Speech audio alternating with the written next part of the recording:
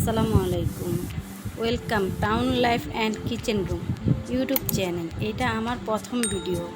আজকে আমি পুরান ঢাকার ঐতিহ্যময় তেলের গোশ কীভাবে রান্না করে অনেক দিন রাখা যায় ও খাওয়ার স্বাদটা পাওয়া যায় সেইটাই আপনাদেরকে করে দেখাবো। প্রথমে গোশ ভালো করে ধুয়ে নিয়েছি, আধা ঘন্টার জন্য গোশের পানি ঝরিয়ে নিয়েছি। তারপরে চুলোতে পাতিল বসালাম, পরে গোশটা ঢেলে দিলাম, স্বাদ মতন লবণ দিলাম। এখন আমি এখানে 2 কেজি গোশ দিয়েছি। তারপরে চুলার আঁচটা আমি জ্বালিয়ে দিলাম। 15 মিনিট বা 20 মিনিট আপনি গোশটাকে জাল করবেন। জাল করার পরে পানিটা শুকিয়ে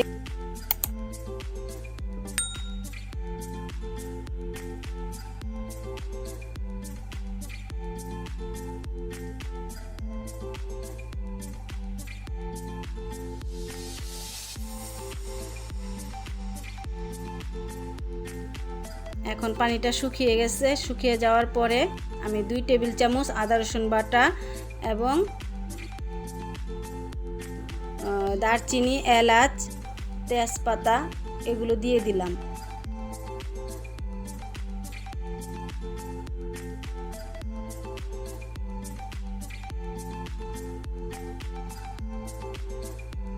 লং দিয়ে এখন আমি ভালো করে গোশটাকে মিশিয়ে একটা নাড়াচাড়া করে দিব।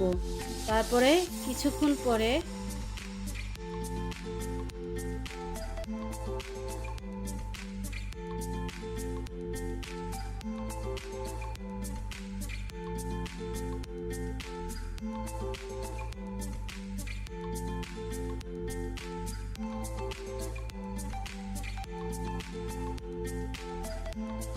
গোশ থেকে যে তেলটা বের হয় সেটা আমি আলাদা করে উঠিয়ে রাখছি। এটা গোশের এক ধরনের একটা চর্বি, যেটা বলি আমরা সাধারণ বাংলায় বলি, সেই চর্বিটা আলাদা করে উঠিয়ে রাখছিলাম। সেটার প্রসেসিং আপনারা কিভাবে করতে হয় সেটাও আমি আরেকটা ভিডিওতে দেখাবো। এখন সেই তেলটা দিয়ে দেব।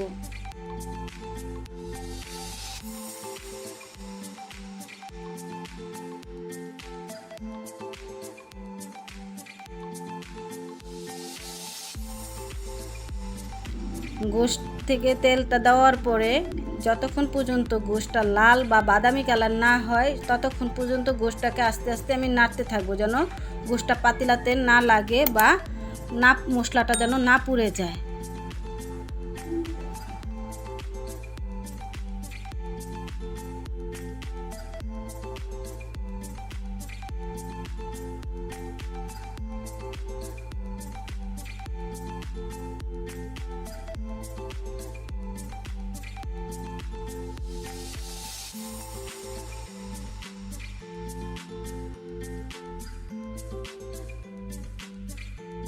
প্রথম সপ্তাহ থেকে আপনি 2 দিন পর পর গোশটা ভালো করে এরকম জাল করে নেবেন। তারপরে দেখবেন যখন গোশটা ভালোভাবে লাল হয়ে গেছে তখন আপনি আর 1 সপ্তাহ বা 15 দিন পর পর বা এরও বেশি আপনি রাখতে পারবেন যে জাল করার জন্য। যখন আপনার ইচ্ছে হবে তখন আপনি এই গোশটা ডাল রান্না করেন, একটু আলু ভর্তা করেন, এই গোশটার সাথে গরম করে নিলে খাওয়ার স্বাদটা আলাদা একটা বেড়ে যাবে।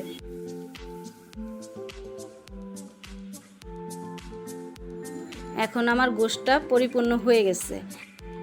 এই গোশটা আপনি ফ্রিজ ছাড়া আপনি অনেক দিন বাইরে রেখে খেতে পারবেন। আর এটা আমার দ্বিতীয় দিনের পর্ব যে আমি এই গোশটাকে আরেকবার জাল করে নিলাম, যে একটু ভালো কালার আসুক সেজন্য। তো গোশটা ভালো করে জাল করার পরে আমি গোশটা নামিয়ে ফেলবো। গোশটি এভাবে জমাট বেঁধে থাকলে তাতে গোশ ভালো থাকবে।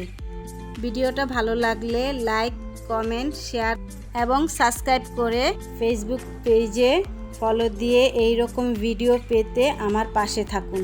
ধন্যবাদ আপনাদের সবাইকে আমার ভিডিওটা দেখার জন্য।